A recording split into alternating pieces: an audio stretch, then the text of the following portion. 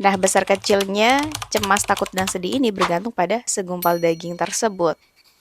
Halo, Assalamualaikum warahmatullahi wabarakatuh. Ini adalah video review buku pertama aku, dan buku pertama yang mau aku review adalah bukunya Teh Farakonita, judulnya Si Takut, Cemas, dan Sedih. Ada 3 poin yang mau aku bagikan, yang menurutku penting dari buku ini. Overall, buku ini sebenarnya mengajarkan kita dengan banyak cara untuk mendapatkan ketenangan. Atau bahasanya kalau dalam buku ini tuh mengecilkan si cemas, si sedih, dan si takut. Overall akan mengajarkan itu, tapi 3 poin yang mau aku sampaikan adalah yang pertama, bahwa setiap manusia di dalam dirinya sebenarnya ada si cemas, si sedih, dan si takut. Misalnya, kalau ada 2 perusahaan yang hire kamu pilih mana? Perusahaan pertama gaji besar tapi perusahaannya pro LGBT, atau perusahaan kedua dengan gaji UMR tapi sudah pasti halal, lingkungannya baik, dan erat dengan value-value Islam? Mana yang akan kamu pilih ketika kamu punya banyak mimpi dan harus memenuhi kebutuhan di sebuah kota besar? Seringkali kita dihadapkan pada pilihan semacam ini, kondisi-kondisi yang akhirnya membuat kita dilema. Kita takut dan cemas. Mau milih gaji UMR tapi takut kebutuhannya nggak terpenuhi, nggak bisa nabung, dan lain-lain. Tapi kalau melewatkan kesempatan gaji besar, kita takut nggak dapat lagi perusahaan kayak gini karena nyari kerja susah. Buku ini menyajikan cerita-cerita dan kisah nyata yang indah yang akan memberitahu kita cara mengecilkan si takut,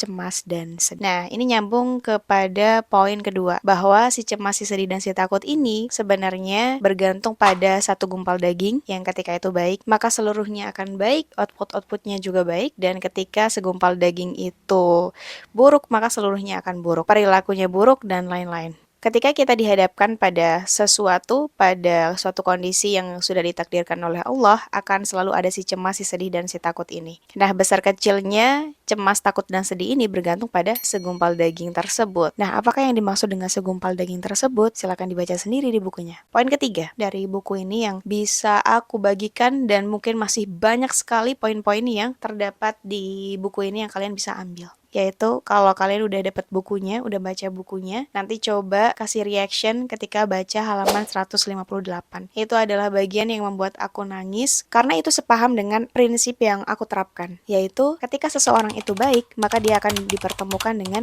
orang yang baik pula. Makanya ini menjawab pertanyaan teman-teman mungkin ya, ketika bertanya, Teh atau Kak, gimana sih cara mendapatkan lingkungan baik? Aku selalu bilang, coba mulailah dari diri sendiri. Ketika kita berusaha menjadi orang baik, insya Allah kita akan dipertemukan dengan orang-orang yang sedang belajar juga, yang orang-orang yang baik juga gitu. Jadi ketika teman-teman mau dapat lingkungan baik, berdoa, ya Allah semoga hamba didekatkan dengan orang-orang yang baik, dengan lingkungan yang baik, yang mendukung hamba untuk selalu dekat denganmu. Insya Allah ketika kita berusaha menjadi orang baik, maka kita akan didekatkan dengan lingkungan yang baik juga. Karena setiap kebaikan itu akan mengarah kepada kebaikan yang lainnya, dan setiap keburukan itu akan menggiring kepada keburukan lainnya. Karena misalnya nih, teman-teman udah berhasil dihasut oleh setan, setan tuh akan merasa, yes, gue udah berhasil, Kak, gue akan goda lagi gitu. Dan bisa jadi setan itu semakin menjadi-jadi untuk menggoda kita. Dan ketika misalnya pada suatu hari kita melakukan hal baik di paginya, kita sudah tahajud, kita sudah tilawah, insya Allah dalam satu hari itu kita akan melakukan banyak hal-hal yang baik juga. Berbeda ceritanya ketika teman-teman bangun paginya telat, rungsing, misalnya nggak sempat sholat subuh, itu maka dalam sehari itu juga nggak akan tenang gitu. Akan cemas, akan sedih, akan takut, banyak hal-hal yang akhirnya setan ngerasa, aku berhasil nih menghasut orang itu buat paginya berantakan, buat nggak sholat subuh, dan lain-lain.